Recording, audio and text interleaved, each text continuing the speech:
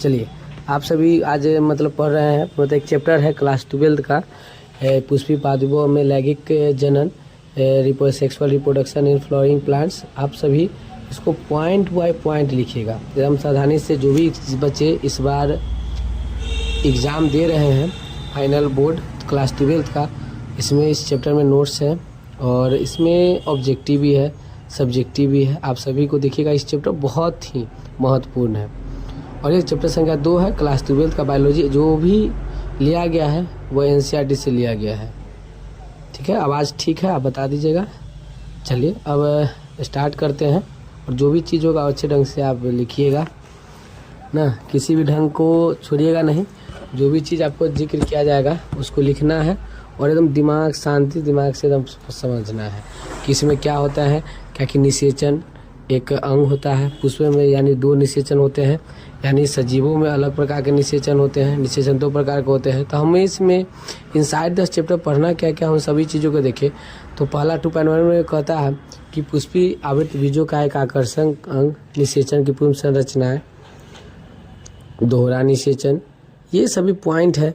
उसके बाद इसमें कहता है कि देखिएगा कि 2.4 में कहता है निषेचन के पश्च घटनाएं, असंजनक बहुवनता, पॉइंट टू इंटेंशन शब्दावली, एनसीईआरटी का बुक है और अन्य सभी प्रश्न है जो इसमें दिया गया है। ठीक है, और इसमें वस्तुनिष्ठ प्रश्न भी है। चलिए हम लोग स्टार्ट करते हैं। यानी हमारा 2.1 में जो कहता है पुष्प आवृत बीजों का एक आकर्षण अंग, उसके विषय में जिक्र करेंगे। चलिए आप सभी नोट करते रहिए। बेस्ट ऑफ लक के साथ मैं स्टार्ट करता हूँ। कहता है कि 2.1 में जो कहता है, ध्यान दें, कहता है कि पुष्प आवृत बीजों पादपों का एक प्रमुख अंग है।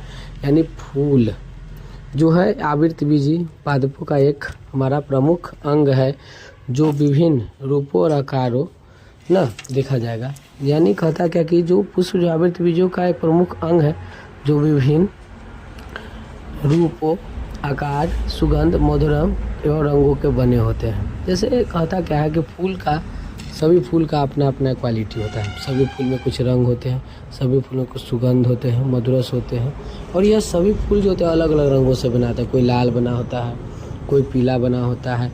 ये सभी फूल का अलग है। कहता है कि प्राचीन काल से ही पुष्पों का मानव के साथ एक निकट संबंध रहा। यानी पुष्प काल यानी बहुत पहले के समय से इंसानों और फूलों का एक बहुत बड़ा संबंध था। यह पूजा में देखा जाता था कि सभी जगह से संबंध था। फूल का इंसानों से बहुत लगाव था। पंडित जैसे ऋषि मुनि रखते थे। एक भारत के प्रथम प्रधानमंत्री थे जिनका नाम था ये पंडित जवाहरलाल नेहरू। उन्होंने के भी कमल के, उनके फूल पे के कोट पर भी कमल का फूल होता था, उनके गुलाब रखते थे, तो वहीं से होते। कहता कि पुष्प धार्मिक, सामाजिक एवं आभूषणात्मक, सौंदर्यात्मक सजावट महत्व का बहुत बड़ा। यानी फूल जो है यह कहता है कि धार्मिक, यानी पूजा पर भगवान में पूजा करते हैं, उस विषय में भी हमारा होता है। सजावट में होता है, गहना बनाते हैं, आभूषण कोई के सर से चढ़ते हैं, कोई शादी ब्याह होता है, कोई मर जाता है, उसमें भी फूल का हमारा काम होता है। हम सभी चीज़ों को छींटते हैं, उस पर रखते हैं। और ये हमें शोक और खुशी में करते हैं। मानव खुशी, ये इंसानों की खुशी में प्यार, जीत, उत्साह, उल्लास, शोक और आदि भावनाओं को भी व्यक्त करने के लिए प्रतीक रहा है। अब कैसे रहा इस विषय में ध्यान देते हैं कि कोई गुलाब का फूल किसी को देता है तो उसका मतलब अलग हो जाता है, कोई पीला फूल दे देता है तो उसका मतलब अलग हो जाता है। ठीक है, अच्छी समझे। और उसके विषय में उल्लास, शोक और लैखिक न होता है। और मानव अपनी खुशी में उसका प्रत्यक्ष करता है। यानी कोई मर जाता है उसके लिए भी, कोई जीवित होता है उसके लिए भी जन्मदिन में माला पहना देते हैं। जब देखते हैं कोई मरता है तो उसको हाथ जोड़ के हम लोग फूल, उस उजला कलर का फूल करते हैं। तो वही कहता है कि शोक में भी प्रतीक, ऐसा नहीं कि फूल सिर्फ खुशी में ही होता है, वो हमारे उल्लास में भी होते हैं, खुशी में भी और शोक में भी हमारे आदि को व्यक्त करते हैं। उजला वाला फूल हम देखते हैं कि शराब भोज बाद में कहता है। उसके बाद इस सभी चीज़ों को और हम लोग कहीं खुशी मनाते हैं तो जीतते वहाँ भी फूल, कोई जीत के आते उसको मालाएं पहनाते हैं ना। खुशी, प्यार, जीत और उल्लास में करता है और हमारी भावनाओं को व्यक्त करता है। फूल से हम बहुत सारी चीज़ों को भी व्यक्त कर सकते हैं। ठीक है, अब कहता है कि आवर्त बीजी पादपों में पुष्प लैंगिक प्रजनन का स्थान होते हैं। यानी पुष्प में उपस्थित बाह्यदल दह सहायक अंग होते हैं, जो उसे पुमंग और जांग लगी आवश्यकता अंग होते हैं। यानी कहते हैं कि पुष्प में जो उपस्थित बाह्यदल अंग जो सहायक अंग होते हैं तथा पुमंग के जो जांग लगे वह आवश्यक अंग होते हैं। यानी इम्पोर्टेंस ऑर्गेन कहिए, इम्पोर्टेंट सिस्टम कहिए कि उसके बिना पूरा फूल का संरचना नहीं है, यानी उसके बिना फूल का संरचना नहीं हो सकता है। अब यह जयांग जो होता है वही मतलब जो समझ जाइए कि पुमंग जो होता है फूल के नर जनन अंग को कहते हैं और मादा जनन अंग को हम क्या कहते हैं, जयांग कहते हैं। ठीक है, और यह हमारे लिए आवश्यक अंग होते हैं। यह फूल के लिए बहुत ही आवश्यक अंग होते हैं जयांग, और यानी मेल, और ये को मेल होता है और एक फीमेल होता है। ठीक है, बहुत ज़्यादा गर्मी बढ़ रहा है ना, आज गर्मी बढ़ रहा है इसलिए पसीना पोंछ लेते हैं, बहुत ज़्यादा गर्मी बढ़ रहा है, बाहर जाइए तो चलिए, तबीयत भी थोड़ा ठीक नहीं है, चलिए अब इसको इसे ध्यान देना, तबीयत भी ठीक नहीं है थोड़ा, आप सभी चलिए, फिर भी आपके समक्ष मैं आया हूँ और पूरा जोर लगा के आया हूँ ताकि आपका बहुत एग्जाम लग जाएगा। आप ध्यान से हर एक चीज़ को देखना कि सब्जेक्टिव में ही ऑब्जेक्टिव छुपा होता है। जैसे आपसे सवाल पूछा फूल के नर जनन को क्या पुमंग, मादा जनन को क्या कहते हैं, तो जयांग कहते हैं, और ये हमारे सभी लैंगिक प्रजनन में आवश्यक अंग होते हैं। यानी आपको याद रखना है कि फूल के नर जनन अंग का जो होता है उसे पुमंग और जयांग के सम्मेलन से मिलकर बना होता है, और ये हमारे फूल के लिए क्या होता है, उपयोगी अंग होते हैं। चलिए आगे चलते हैं। ये हमारे फूल के स्ट्रक्चर आपके लिए सर समझना है कि आपको सवाल किसी ढंग से दे दिया जाएगा, दिया क्या जाएगा कि आप क्लास 2 में याद रखना है एक बात को कि पूछा जाएगा सवाल कि फूल के एक नामांकित चित्र खींचे और उसके सभी भागों को दर्शाए ना। जब एग्जाम देने के सवाल में तो आप जब देखिएगा कि एक फूल होता है अपने समाज में, जो इसको उड़हुल का गुल्लर का क्या धतूरा के पेड़ में पड़ता है, जो लोग भोला बाबा का प्रिय होता है, उस फूल में जब देखिएगा तो आपको नर और मादा साफ साफ स्पष्ट दिखाई दे दिया जाएगा। जो ऊपरा भाग होता है उसको वर्तिकाल यानी स्टिग्मा कहते हैं, जो सबसे शीर्ष पर विराजमान होता है। ठीक है, उसके बाद उसके जस्ट नीचे वर्तिका होता है, उसके नीचे बाह दल होता है, यानी पटर जिसको पंखुड़ी कह सकते हैं, कहते ही नहीं कहते हैं, पंखुड़ी को दल कहते हैं। उसके नीचे जो हमारे पर बिंजा अंडाणु जो निर्माण होता है, जो आपको दिखा गर्भ कहिए इसको, अंडाणु का निर्माण होता है तो हमारा गर्भ कहलाता है। फिर उसके इसके बगल में उसका अपोजिट साइड जो पुष्पासन होता है, और जिसे नीचे वाला होता है जहाँ से फूल का तोड़ा जाता है उसको सर हम पुष्पवृत्त कहते हैं। ठीक है, और यही पुष्पवृत्त से तद हमारा फूल जो होता है एक दूसरे से अलग होता है। ऊपर जो है भाग दिया गया है वप्रू तंतु है और बिजोट सर है। ठीक है, और इन सभी चीज़ों को आपको याद रखना है पॉइंट बाय पॉइंट, और जब भी एग्जाम में पूछा जाएगा तब स्ट्रक्चर फूल का स्ट्रक्चर बना देना है, और फूल का स्ट्रक्चर बना देना है और उसमें सभी अंगों को दर्शा देना है। ठीक है, अब हमारा पॉइंट जो देखिएगा कि अगला पॉइंट क्या आप पूछ सके। अगला कहता है कि निषेचन पूर्व घटनाओं यानी निषेचन से पूर्व, कहे तो सीधा सीधा मतलब कि निषेचन तो मैच्योरेशन हो जाती है तब होती है, लेकिन निषेचन से पूर्व घटना फूल में कोई ना कोई क्रिया जरूर होती है। क्योंकि तुरंत जन्म होने के बाद ही कोई बच्चा निषेचन यानी पूर्व संरचना एवं घटना, यानी क्या होता है निषेचन से पूर्व क्या घटनाएं घटती है, हमें उस विषय में करना है कि सब तुरंत तो तैयार नहीं हो जाता है, क्या उसको भी मैच्योरेशन चाहिए। कोई कहता है कि पुष्प के नर जनन अंग पुमंग तथा मादा जनन अंग जयांग पाए जाते हैं। तो हम आप लोग पहले से जानते हैं कि पुष्प के नर जनन अंग को पुमंग तथा मादा के जनन अंग को हम क्या कहते हैं, जयांग कहते हैं। जी पूछिए, कोई सवाल हो तो, कोई दिक्कत, पॉइंट बाय पॉइंट लिख लीजिएगा सर। ठीक है, आप सभी आदमी लिखते चलिएगा, बहुत इंपॉर्टेंट टॉपिक है। ठीक है, हाँ, यानी पुमंग यानी नर जनन को पुमंग और मादा जनन को हम जयांग कहते हैं। पुमंग को एंडोड्रम एक इकाई को पुंकेसर स्टेमेन तथा, यानी यह सवाल लिख लें कि पुंकेसर किसे कहते हैं। तो याद रखना कि पुमंग, याद रखना कि पुमंग की एक इकाई को हम पुंकेसर तथा, याद रहना, हाँ पुंकेसर कहते हैं। जी बिल्कुल, और जयांग की एक इकाई को हम अंडप यानी कैपेबल कहते हैं। अंडपप यानी ओवुलेशन पुंकेसर के प्राकोष एंथर तथा बांडव को जाने ओवुलेशन के अर्धसूत्री विभाजन के द्वारा होते हैं। यानी इस दोनों में जो विभाजन जो अर्धसूत्री विभाजन होता है। फिर लघु विताणु तथा गुरु विताणु का भी इसमें ही क्या होता है, विकास होता है। इसमें नर और मादा युग्मक का ही निर्माण होता है। यानी आपसे सवाल पूछा जाएगा कि फूलों में किस सूत्री के द्वारा विभाजन क्रिया होती है, तो आपको बताना है कि अर्धसूत्री विभाजन क्रिया होती है। ठीक है, तो देखिए कुछ गिर गया है नीचे, लीजिए उसको बंद कर दीजिए। ठीक है, अब लघु विधानों को हम लोग पढ़ रहे थे कि अर्धसूत्री विभाजन के द्वारा होता है, इसमें क्रिया होती है, यानी अर्धसूत्री विभाजन के द्वारा क्रिया होती है, और इसी से नर और मादा युग्मकों का निर्माण हो, यानी फूलों में जो नर और मादा का युग्मक का निर्माण होता है वह अर्ध सूत्री विभाजन क्रिया के द्वारा होता है। ठीक है, इस बात को आप सभी ध्यान रखिएगा कि पूछा जाएगा कि फूलों में किस प्रकार के अर्धसूत्री विभाजन होता है, तो आपको रखना है अर्धसूत्री विभाजन द्वारा होता है। फूल के नर जनन को क्या कहते हैं, तो पुमंग कहते हैं। मादा जनन को क्या कहते हैं, तो जांग कहते हैं।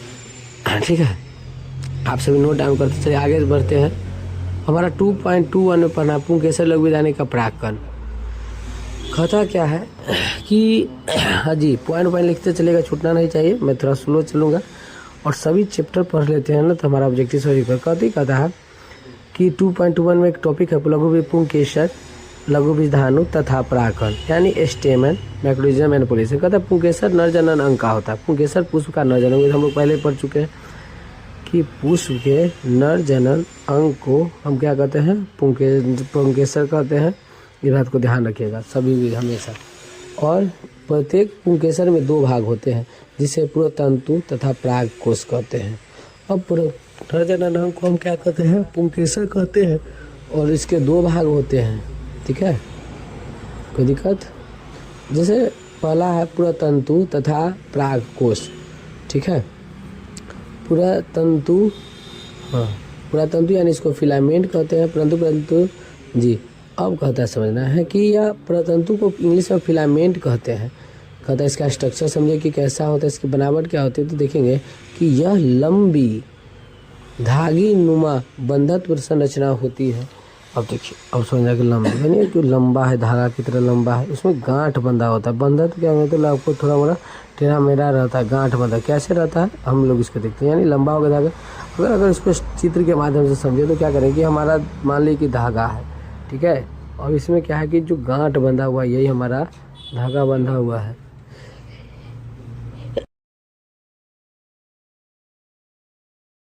अच्छा से लिखिएगा, बस आपसे रिक्वेस्ट है कि कहीं से भी सवाल पूछा जा सकता है। चलिए आगे चलते हैं।